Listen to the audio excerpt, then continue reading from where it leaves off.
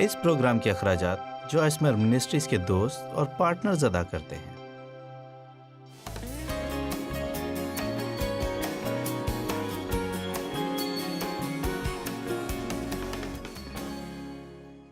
آج میں آپ سے جائنٹس یا مشکل کے پہاڑوں کو شکست دینے کے بارے میں بات کروں گی، کیونکہ زندگی میں جب بھی کسی چیز میں آپ آگے بڑھیں گے، اگر اس کانفرنس میں آپ کے دل میں جنبش ہوتی ہے اور آپ سوچتے ہیں کہ میں اب اس بات کو برداشت نہیں کروں گی، بلکہ میں خدا کے ساتھ مل کر خود پر کام کروں گی کہ میری زندگی میں یہ چیز بدلے۔ میں محض ٹھیک شادی شدہ نہیں بلکہ بہترین زندگی چاہتی ہوں۔ میں محض ٹھیک والدین نہیں بننا چاہتی جو انتظار کرتے ہیں کہ کب ان کے بچے بڑے ہوں اور گھر سے جائیں۔ میں ان برسوں میں جب وہ میرے ساتھ ہیں ان کی زندگی میں ایک اچھا اثر چھوڑنا چاہتی ہوں۔ یا شاید آپ کہیں کہ جیسے میرا خواب ہے کہ خدا کے کلام کی خدمت کروں اور میں نے اسے چھوڑ دیا ہو، یعنی اس خواب کو چھوڑ دیا ہو کہ خدا کے لیے استعمال ہوں اور اپنی سب مشکلات میں الجھ گئے ہوں اور اب میں نے آگے بڑھنے کا دوبارہ سوچا ہو، یا میں قرض میں سے نکلنا چاہتی ہوں، میں قرض سے تنگ ہوں اور دوبارہ اس سے آزاد ہونا چاہتی ہوں۔ جو بھی ہو، اب سنیں، آپ کوئی بھی فیصلہ کریں، جب بھی آپ آگے بڑھنے کی کوشش کریں گے، اور میں امید کرتی ہوں کہ آپ اسے منفی نہ سمجھیں، لیکن یہ سچ ہے کہ آپ کو ابلیس کی طرف سے مزاحمت ملے گی۔ اگر آپ نے اس کی منصوبہ بندی نہ کی اور آپ نے اپنی سوچ اس طرح سے نہ بنائی ہو، تو شاید آپ اس کے سامنے شکست کھا جائیں اس سے پہلے کہ آپ پہلے ہی اسٹیج تک پہنچیں۔ ہم سوچتے ہیں کہ چونکہ خدا نے ہمارے ساتھ کسی چیز کا وعدہ کیا ہے اس لیے اسے خود بخود مل جانا چاہیے، لیکن یہ سچ نہیں ہے۔ خدا میں سب کچھ ممکن ہے، لیکن خدا میں سب چیزیں مثبت طور پر واقع نہیں ہوتی کہ ہم صرف پیچھے بیٹھ کر کچھ نہ کریں۔ پولس رسول، عظیم رسول، پہلا کرنتھیوں 16:9 کہتا ہے، کیونکہ میرے لیے ایک وسیع اور کارآمد دروازہ کھلا ہے اور مخالف بہت سے ہیں۔ اب آپ جانتے ہیں کہ مشکلات کے کچھ چھوٹے پہاڑ ہوتے ہیں اور کچھ بڑے۔ میں نے کل کانفرنس سے پہلے تقریباً 3 چھوٹے پہاڑوں کا سامنا کیا۔ کل رات سے پہلے، کانفرنس شروع ہونے سے پہلے کل رات، تو یہ کہ اس ہفتے میں اپنے پاؤں کی 2 ٹوٹی انگلیوں کے ساتھ منادی کر رہی ہوں۔ دیکھا ان پر ٹیپ لگی ہوئی ہے اور نہیں جانتی کہ ہو کیا رہا ہے، لیکن پچھلے سال میں میرے پاؤں کی 3 انگلیاں ٹوٹ گئیں، لیکن خیر ہم اس پر کام کر رہے ہیں، لیکن اور بس ایک اور انگلی ٹوٹ گئی۔ اب میں گھر تو نہیں بیٹھ سکتی تھی کہ میرے پاؤں کی انگلی ٹوٹ گئی ہے۔ میں ان پر پٹی باندھ سکتی ہوں، اور میرا مطلب ہے کسی نے مجھ سے کہا آپ کیا کریں گی اگر انہوں نے اس پر پلسٹر چڑھا دیا تو؟ میں نے کہا خیر پھر مجھے پلسٹر ہی میں منادی کرنا ہوگی۔ آپ جانتے ہیں کہ میرا توڑا میرے پاؤں میں نہیں ہے بلکہ میری زبان میں ہے۔ بہت سے لوگ بڑی آسانی سے ہار مان لیتے ہیں، اور پھر آپ جانتے ہیں کہ ہم کل رات یہاں آئے اور میرے پاؤں پر پٹی باندھی گئی اور میں تیار ہو رہی تھی میٹنگ کے لیے، اور میں نے اپنے بوٹ پہنے تاکہ میری پٹی چھپ جائے اور سب ٹھیک ہو جائے گا، اور میں نے پینٹ پہنی اور کچھ ٹھیک نہیں لگ رہا تھا۔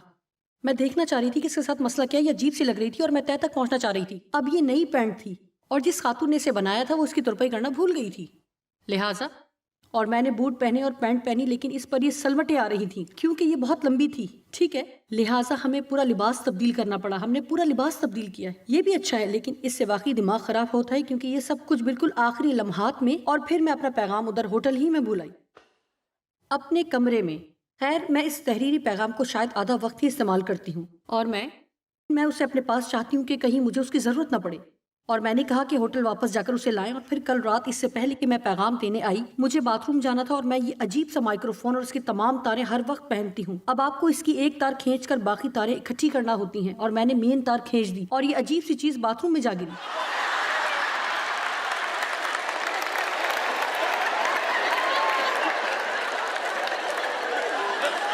چھوٹے پہاڑ، اور دیکھیں سارے مسئلے میں جو بات جاننے کی ہے کہ آپ کو معلوم ہو کہ میرے لیے کس قدر اہم ہے کہ میرے اندر سکون و اطمینان ہو، دیانتداری اور سچائی کی بات ہے کہ ابلیس ہمیں پریشان کرتا ہے، اور سچائی یہ ہے، اب سچائی کو سنیں، کہ جیسے ہی ہم پریشان ہوتے ہیں اور جذباتی ہوتے ہیں ہم خدا کی سننا چھوڑ دیتے ہیں۔ اب ہم جو سنتے ہیں وہ ہماری اپنی پریشانی ہے اور ہمارا اپنا ذہن، اور ہم بے چین ہوتے اور سب پر غصہ نکالتے ہیں کیونکہ آپ جانتے ہیں کہ یہ مجھے خود بھی بھیج دیتے ہیں۔ اور آپ جانتے ہیں کہ ساؤنڈ والے لوگ، آپ نے کیوں ہمیں نہیں بتایا کہ آپ سے مائکرو فون گرا تھا؟ کیونکہ یہ جل گیا تھا اور میں نے اسے خشک کیا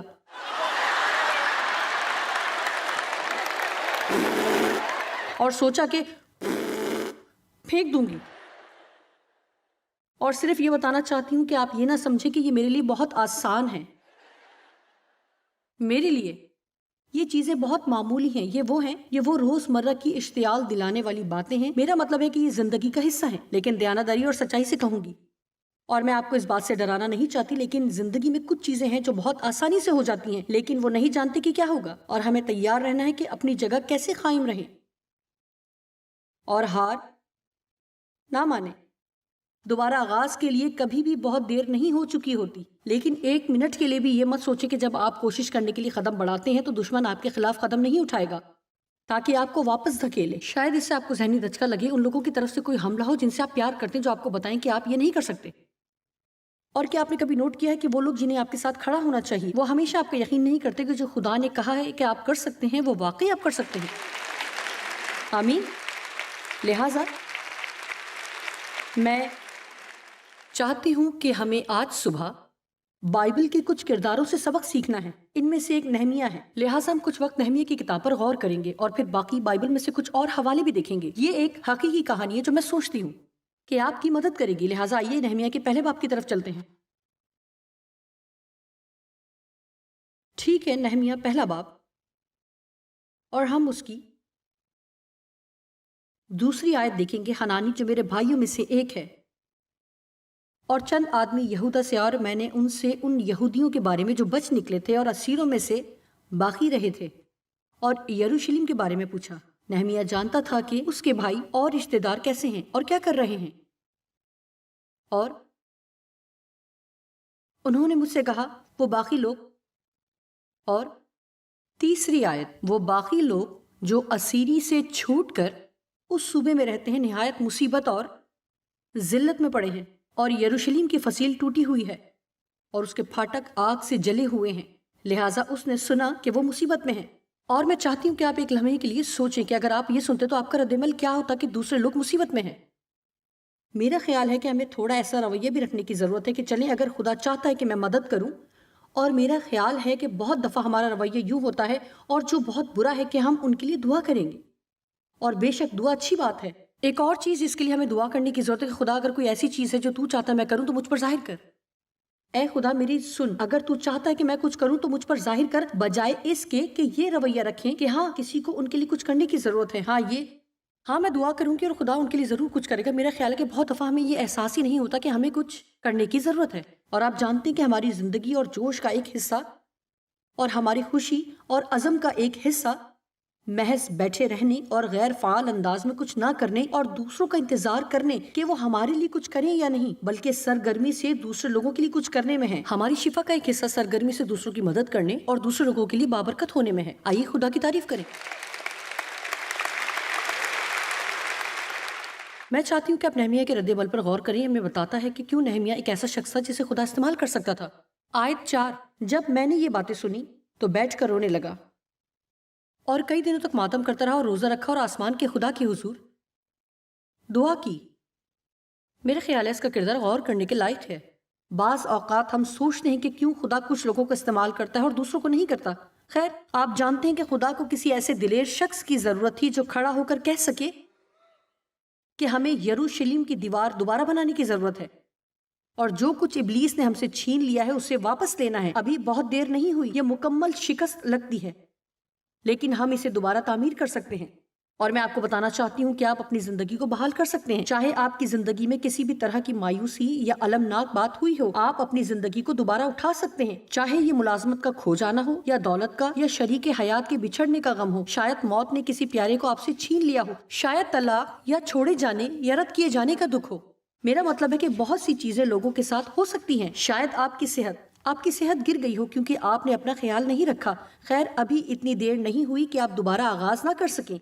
صحت کی بحالی کے لیے دیر نہیں ہوئی. مجھے کوئی پرواہ نہیں کہ آپ کتنی بری حالت میں، ابھی دیر نہیں ہوئی کہ ایکسرسائز شروع نہ کر سکیں. لیکن ابلیس کا ایک جھوٹ یہ بھی ہے کہ اب بہت دیر ہو چکی ہے، آپ بہت بری حالت میں ہیں اور اب بہت دیر ہو چکی ہے. اور پھر آپ اپنی باقی زندگی اس پچھتاوے میں گزار دیتے ہیں کہ آپ نے ماضی میں کسی وقت وہ نہ کیا جو کرنا تھا، بجائے اس کے کہ اسی توانائی کو ایک نیا آغاز کرنے میں استعمال کریں.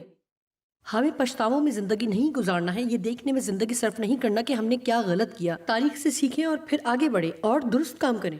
آپ کو یہ نہیں کہنا کہ اوہ میں بہت گہرے طور پر موت میں دھس گئی ہوں، بہت دیر ہو گئی ہے، میں کبھی بھی قرض سے نہیں نکلوں گی، آپ جانتے ہیں مجھے دیوالیے کی درخواست دینی چاہیے۔ نہیں، آپ کو یہ کہنا ہے کہ خدا مجھے اس پر غالب آنے کا منصوبہ دے گا، ابھی بہت دیر نہیں ہوئی، مالی استحکام کے لیے دیر نہیں ہوئی، دوبارہ اسکول جانے کے لیے دیر نہیں ہوئی، ایک نیا کیریئر اختیار کرنے کے لیے دیر نہیں ہوئی، دوبارہ چاہے جانے کے لیے دیر نہیں ہوئی، صحت مند ہونے کے لیے بہت دیر نہیں ہوئی، دوبارہ جسمانی شکل و صورت کی بحالی کے لیے دیر نہیں ہوئی۔ سب اونچی آواز میں کہیں، ابھی بہت دیر نہیں ہوئی۔ لہٰذا نہمیہ دعا کرنے لگا، توبہ کی دعا نہ صرف اپنے لیے بلکہ تمام اسرائیل کے لیے۔ اور پھر کچھ یوں ہوا کہ خدا نے اسے بلایا۔ اس کے عزم و جنون کا ایک حصہ دراصل خدا کی طرف سے بلاہٹ تھی کہ وہ ان دیواروں کو دوبارہ تعمیر کرے۔ میں اس بات سے آپ کی حوصلہ افزائی کروں گی کہ جب آپ کے اندر کوئی خاص کام کرنے کا جنون محسوس ہو تو زیادہ تر امکان ہے کہ یہ جنون دراصل خدا آپ سے بات کر رہا ہے۔ اب میں جسمانی چیزوں کی بات نہیں کر رہی، میں کہہ رہی ہوں کہ میں جو کر رہی ہوں اس کے لیے پرعزم ہوں۔ میں لوگوں کو خدا کا کلام سکھانے کے بارے میں اس قدر پرجوش ہوں کہ یہ میری زندگی ہو۔ میں نے اپنی زندگی اس کے لیے وقف کر دی ہے پچھلے 38 برسوں سے، اور یہی کرتی رہوں گی جب تک کہ یسوع مجھے واپس گھر نہ بلا لے، کیونکہ اس نے مجھے کہا ہے اور میرے دل میں یہ بات رکھی ہے۔ جب آپ کسی چیز کے بارے میں سرگرمی محسوس کرتے ہیں تو اگر آپ اس خواہش کو پورا نہ کریں تو آپ اپنی باقی ساری زندگی پریشان حال رہتے ہیں۔ آمین۔ نہمیہ بھی سرگرم تھا، لہٰذا وہ بادشاہ کے پاس گیا اور اس سے اس جگہ جانے کی اجازت مانگی جہاں دیواریں ٹوٹی ہوئی تھیں، اور اس نے بادشاہ سے کہا کہ وہ اس علاقائی ارباب اختیار کے لیے خط دے، اور پھر اس نے وہاں کے علاقائی لکڑی کاٹنے والوں کے لیے بھی خط مانگ لیا تاکہ وہ لکڑی حاصل کر سکے۔ اس کے پاس ایک منصوبہ تھا اور وہ گیا اور پھر بہت سے اور لوگوں سے بات کی۔ اس نے کچھ اور لوگوں میں تحریک پیدا کی اور کہا کہ یروشلم کی حالت بہت خراب ہے، میرے ساتھ آؤ کیونکہ ہمیں اس کی دیوار دوبارہ بنانے کی ضرورت ہے۔ اب سنیں، بعض اوقات جب کوئی مسئلہ آپ کے لیے بہت بڑا ہو تو کیوں نہ کچھ سرگرم لوگوں کے پاس جائیں، کچھ اور طرح کے مردہ، غیر فعال، سست ایماندار جو کچھ بھی نہیں کر رہے سوا اس شکایت کے کہ باقی سب کیا نہیں کر رہے۔ آپ ان سے یہ کیوں نہیں کہتے کہ دیکھیں یہاں ضرورت ہے اور میں اکیلا اسے پورا نہیں کر سکتا؟ کیوں آپ بھی اس میں شامل نہیں ہو جاتے؟ آپ جانتے کہ لوگوں کے ایک گروہ کو کچھ کرنے پر ابھارنے کے لیے صرف ایک ہی شخص کی ضرورت ہوتی ہے۔ کیا آپ نے سنا؟ ایک گروہ کو ابھارنے کے لیے صرف ایک شخص درکار ہے۔ لوگ انتظار کر رہے ہیں، وہ کسی کا انتظار کر رہے ہیں جو انہیں بتائے کہ کیا کریں۔ وہ کسی کا انتظار کر رہے ہیں جو اس گروپ کو منظم کرے اور کہے آئیے ان لوگوں کی مدد کریں۔ اور سچ میں جب آپ دوسروں کی مدد کرنا شروع کرتے تو آپ کے اندر جوش کا بہاؤ شروع ہو جاتا ہے۔ تخلیق کرنے والا خدا آپ کو قوت محض کچھ نہ کرنے کے لیے نہیں دے گا، وہ کچھ کرنے کے لیے قوت دیتا ہے۔ لہٰذا ٹھیک ہے، ان کے پاس جوش و جذبہ ہے، ان کے پاس خواب اور منصوبہ ہے، ان کے پاس اجازت بھی ہے، اور اب وہ جاتے ہیں اور کام کا آغاز کرنے کو تیار ہیں۔ اب آئیے نہمیہ 2 باب کی 10ویں آیت دیکھتے ہیں۔ اور جب سنبل، ہرونی اور امونی غلام طوبیہ نے یہ سنا کہ ایک شخص بنی اسرائیل کی بہبودی کا خواہاں آیا ہے، یعنی ان کی خوشحالی اور بھلائی کا خواہاں ہے، تو وہ نہایت رنجیدہ ہوئے۔ اب آپ سنبل ہورانی کی جگہ ابلیس کو رکھ سکتے ہیں، اور امونی غلام طوبیہ کی جگہ ہم ابلیس کی چھوٹی بدروحوں کو رکھ سکتے ہیں، اور ہم دیکھیں گے کہ جب لوگ ہمیں اس سے روکیں گے جو خدا ہمیں کرنے کے لیے بلاتا ہے، یا جب ہم کچھ تعمیر کرتے ہیں اور دشمن ہمیں روکنے کی کوشش کرتے ہیں، یا جب ہم کچھ شروع کرتے ہیں اور لوگ، یہ ہمیشہ ابلیس ہوتا ہے جو لوگوں کے ذریعے کام کرتا ہے۔ اور اس کہانی میں یہ اور طوبیہ تھے، اور وہ رنجیدہ تھے۔ دشمن ہمیشہ رنجیدہ ہوتا ہے جب اسے محسوس ہوتا ہے کہ آپ آگے بڑھنے کے لیے فیصلہ کرنے والے ہیں۔ کیا آپ یہ سمجھتے ہیں؟ آپ میں سے کتنے ہیں جنہوں نے اپنی زندگی میں آگے بڑھنے کا فیصلہ کیا ہے؟ ٹھیک ہے، اپنے ہاتھ اوپر رکھیں۔ آپ میں سے کتنی دوسری طرف سے مزاحمت کا سامنا کر رہے ہیں؟ اپنا دوسرا ہاتھ اٹھا لیں۔ ٹھیک ہے، دیکھا، یہ مشکل کے پہاڑ بڑے بھی ہو سکتے ہیں اور چھوٹے بھی، لیکن یہ آپ کو روکنے کی کوشش کریں گے۔ لہٰذا اب آئیے 2 باب، نہمیہ 2 باب 17ویں آیت۔ اب میں نے بہت سے حوالے یہاں لکھے ہوئے ہیں لیکن میں سارا وقت انہیں یہاں پڑھنے میں نہیں گزار سکتی، لہٰذا صرف اہم حصے پڑھیں گے۔ تب میں نے ان سے کہا تم دیکھتے ہو کہ ہم کیسی مصیبت میں ہیں کہ یروشلم اجاڑ پڑا ہے اور اس کے پھاٹک آگ سے جلے ہوئے ہیں. آؤ ہم یروشلم کی فصیل بنائیں تاکہ آگے کو ہم ذلت کا نشان نہ رہیں. آپ نے دیکھا کہ جب ہم زندگی میں بگاڑ دیکھتے ہیں تو خدا کی طرف ہمارا یہ فرض ہے کہ اسے دوبارہ بنانے کی کوشش کریں. میرے خیال میں جو کچھ خدا نے ہمارے لیے کیا اور جو قیمت ادا کی، اس کے بعد یہ اس کی بے عزتی ہے کہ ہم کچھ نہ کریں اور جوئے میں بندھے رہیں اور اس گڑھے میں گرے رہیں جو ابلیس نے ان کے لیے کھودا ہے. اگر آپ اپنے لیے نہیں نکلنا چاہتے تو یسوع ہی کی خاطر نکلیں. آمین. اور میں نے ان کو بتایا کہ خدا کی شفقت کا ہاتھ مجھ پر کیسے رہا اور یہ کہ بادشاہ نے مجھ سے کیا کیا باتیں کہی تھیں. 19ویں آیت. اب یہاں دوبارہ ابلیس اور اس کی بدروحیں آتی ہیں. پر جب سنبلت، ہورونی اور امونی، غلام طوبیہ اور عربی چشم نے یہ سنا تو وہ ہم کو ٹھٹوں میں اڑانے اور ہماری غارت کر کے کہنے لگے تم یہ کیا کام کرتے ہو؟ کیا تم بادشاہ سے بغاوت کرو گے؟ سو اب انہوں نے آگے بڑھنے کا فیصلہ کیا اور کوئی ان پر ہنس رہا ہے، ان کا مذاق اڑا رہا ہے اور ان کو کہہ رہا ہے کہ جو سوچ رہے ہو نہیں ہوگا. کیا کبھی آپ نے فیصلہ کیا کہ آپ اپنی زندگی میں کسی چیز کو ٹھیک کریں گے اور شاید کوئی اچھا دوست یا کوئی آپ کو نزدیکی شخص جسے آپ واقعی چاہتے ہیں کہ آپ کے ساتھ کھڑا ہو، شاید خاموشی سے آپ کو پیغام دے کہ وہ نہیں سمجھتے کہ آپ یہ کر سکتے ہیں؟ میرے پر تو لوگ واقعی ہنسے تھے، لیکن جب میں نے انہیں بتایا کہ مجھے کیا لگتا ہے کہ میری زندگی کے لیے خدا کی بلاہٹ ہے، میرا مطلب ہے کہ مجھے یاد ہے کہ ایک چرچ کی کیمپ فائر میں بیٹھے ہوئے تھے اور وہ مارش میلو اور گوشت بھون رہے تھے اور ہم کوئی 4-5 لوگ تھے اور بس میں نے کہا کہ میں نے رویا دیکھی ہے کہ میں خدا کا کلام سناؤں گی اور خدا مجھے استعمال کرے گا اور میری زندگی بحال ہوگی، اور میں بہت پرجوش تھی. تب ان میں سے ایک لڑکی نے کہا کیا تم واقعی یہ کہہ رہی ہو؟ کسی نے بتایا کہ تم نے کہا ہے کہ تمہارے خیال میں تم ایک بڑی منسٹری قائم کرو گی. کیا تم نے واقعی یہ کہا ہے؟ میں نے کہا ہاں، اور میں بہت خوش ہوں. میں واقعی ایمان رکھتی ہوں کہ خدا مجھے استعمال کرے گا. اور اس عورت نے میری طرف دیکھا اور کہا خیر تمہیں سچ بات بتاؤں، ہم اس بارے میں بات کر رہے تھے. اور آپ جانتے ہیں کہ جب کوئی کہے کہ ہم بات کر رہے تھے تو کوئی مشکل ضرور کھڑی ہوتی ہے. اور انہوں نے کہا کہ ہم بڑی دیانت داری سے کہیں گے کہ ہم نہیں سمجھتے کہ اس کام کے لیے تم ایک موزوں شخصیت ہو.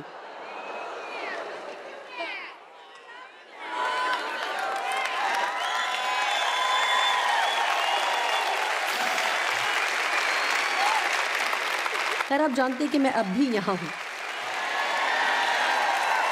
ٹھیک ہے، اب ہم چلتے ہیں نہمیہ کے 4 باب پر. لیکن ایسا ہوا کہ جب سنبلت نے سنا، اب ہم جانتے ہیں کہ سنبلت یہاں ابلیس کی نمائندگی کر رہا ہے. جب سنبلت نے سنا کہ ہم شہر پناہ بنا رہے ہیں، اس سے فرق نہیں پڑتا کہ آپ کیا تعمیر کر رہے ہیں، اگر آپ کچھ بھی بحال کر رہے ہیں تو وہ جل گیا اور بہت غصہ ہوا اور یہودیوں کو ٹھٹھوں میں اڑانے لگا. اب وہ اسے دوسرے لیول پر لے جا رہا ہے. پہلے درجے پر وہ رنجیدہ ہوا کیونکہ وہ دیوار تعمیر کر رہے تھے، پھر اس نے ان کا مذاق اڑایا کیونکہ وہ تعمیر کر رہے تھے. اب یہ صریحاً پاگل پن ہے. اور آپ جانتے ہیں کہ بعض اوقات ابلیس جب کچھ چیزوں کے ذریعے ہمیں روک نہیں پاتا تو وہ صاف صاف غصہ دکھاتا ہے. وہ کچھ بڑی بندوقیں نکال لیتا ہے اور وہ اپنے بھائیوں اور سامریہ کے لشکر کے آگے یوں کہنے لگا یہ کمزور یہودی کیا کر رہے ہیں؟ اب یہ تحقیر کرنا ہے اور ادنا کرنا ہے. یہ کمزور یہودی کیا کر رہے ہیں؟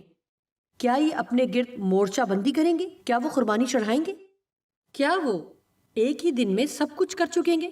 کیا وہ جلے ہوئے پتھروں کو کوڑے کے ڈھیروں میں سے نکال کر پھر نئے کر دیں گے؟ اور وہ اسی طرح کی باتیں کرتے رہے اور کرتے رہے. لیکن اس سے نہمیہ نہیں رکا. نہمیہ 6 آیت.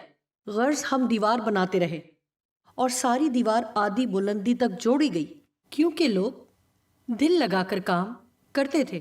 پر جب سنبلت یعنی ابلیس اور طوبیہ، عربوں اور امونیوں اور اشدودیوں نے سنا کہ یروشلم کی فصیل مرمت ہوتی جاتی ہے اور دراڑیں بند ہونے لگی تو وہ جل گئے اور سبھوں نے مل کر بندش باندھی کہ آ کر یروشلم سے لڑیں اور وہاں پریشانی پیدا کرے. کیا کوئی جانتا ہے کہ یہاں کیا ہو رہا ہے؟ وہ رک نہیں رہا. اور آپ میں سے کچھ کو اپنی زندگی میں یہ سب نظر آ رہا ہوگا. آپ مخالف نمبر 1 میں سے گزر گئے، آپ مخالف نمبر 2 میں سے بھی گزر گئے اور آپ کہتے ہیں خدایا مجھے سمجھ نہیں آتی کہ میں درست کام کرنے کی کوشش کر رہا ہوں. یہ کیا ہو رہا ہے کہ میں ایک مسئلے کے بعد دوسرے مسئلے کا شکار ہوتا چلا جا رہا ہوں؟ شاید خدا تو اس میں نہیں ہے. میرا خیال مجھے یہ خیال چھوڑ دینا چاہیے.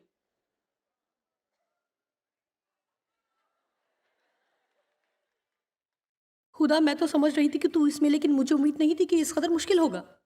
رکیں، آپ ان جائنٹس کو ہرا سکتے ہیں. آپ ان مشکلات کو ہرا سکتے ہیں. آپ بزدل نہ ہو. میرا مطلب ہے کہ کیا آپ دیانتداری سے سوچتے ہیں کہ میں اور ڈیو یا کوئی بھی جس کی ایک بڑی منسٹری ہے جو واقعی بہت سے لوگوں کی مدد کر رہی ہے، کیا آپ سوچتے ہیں کہ جب ہم نے 38 سال پہلے کہا کہ ہم اسے شروع کرنا چاہتے ہیں اور میں نے اپنے گھر کے تہہ خانے سے اس کا آغاز کیا، تو کیا آپ واقعی یہ سوچتے ہیں کہ ہم وہاں سے یہاں تک کیسے پہنچے؟ کسی مخالفت کے اور بغیر کسی سنبلت کے اور بغیر کسی توبیہ کے اور بہت سے اور لوگوں کے جو ہمارے خلاف کھڑے ہوئے. میرا خیال ہے کہ ہم جتنے ہیں اس سے تھوڑا زیادہ اور مضبوط بننے کی ضرورت ہے. دوستوں، بعض اوقات میں سوچتی ہوں کہ ہمیں سمجھنے کی ضرورت ہے کہ ہمارا خدا کون ہے اور کہ جو ہم میں رہتا ہے وہ اس سے بڑا ہے جو دنیا میں ہے، اور یہ کہ کوئی ہتھیار جو میرے خلاف بنایا جائے کام نہ آئے گا. میری زندگی میں شاید ایک بھی دن ایسا نہیں آیا جب میں نے اونچی آواز میں اقرار نہ کیا ہو، لیکن جو مجھ میں رہتا ہے وہ اس سے بڑا ہے. جو دنیا میں ہے مسیح میں مجھے فتح سے بڑھ کر غلبہ حاصل ہے. کوئی ہتھیار جو میرے خلاف بنایا جائے کام نہ آئے گا، اور جو زبان عدالت میں میرے خلاف چلے گی میں اسے مجرم ٹھہراؤں گی. میں نے جس کا آغاز کیا اسے مکمل کروں گی.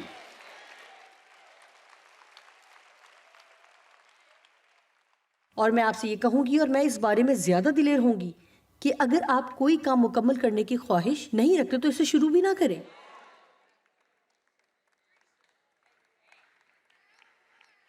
کیونکہ میں چھوٹے آغاز سے بہت تنگ ہوں. اچھا میرے خیال ہے میں یہ کروں گی. میرا خیال ہے بہت مشکل ہے. اچھا میں یہ کروں گی.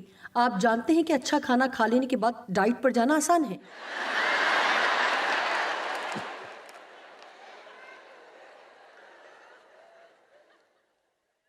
میرا مطلب ہے کہ ورزش کا منصوبہ بنانا اس وقت آسان ہے جب آپ اس قدر تھکے نہ ہوں کہ آپ بدبودار ہو جائیں. آپ ٹوائلٹ پر بیٹھ کر اٹھنے کے بھی لائق نہ ہوں. جب میں نے ایکسرسائز شروع کی تو مجھے لگا میں مر ہی جاؤں گی. واقعی سچ ہے کہ 2 سال تک میرا جسم بری طرح دکھتا تھا. میں نے 63 سال کی عمر میں ورزش شروع کی. ابلیس نے مجھے نہیں بتایا ہوگا کہ بہت دیر ہو چکی ہے. ابھی میں 70 سال کی ہوں اور ہفتے میں 3 بار وزن اٹھا کر ایکسرسائز کرتی ہوں. مجھے تو یوں ہونا چاہیے. یہ دیکھیں میرا مسل، یہ دیکھیں، یہ دیکھیں. میں ہوا میں مکے مارنے والی نہیں.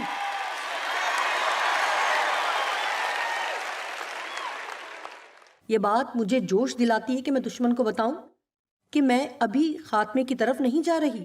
میں ابھی بھی مضبوط ہوں اور خدا کے لیے بہترین کام کر سکتی ہوں اپنی زندگی کے آخری برسوں میں بھی. اور میرا ایمان ہے کہ پچھلے دنوں کا جلال پہلے سے کہیں زیادہ ہوگا. آمین. خیر، ہو سکتا ہے کہ آج آپ کسی بڑی مشکل کا سامنا کر رہے ہوں اپنی اس کوشش میں جو آپ سمجھتے ہیں کہ آپ اپنی زندگی میں کرنا چاہتے ہیں. آج یاد رکھیں کہ آپ کے خلاف کوئی ہتھیار نہیں بن سکا. خدا کے دیے گئے خصوصی کام کے دوران اپنے اوپر کلام کو دہرائیں.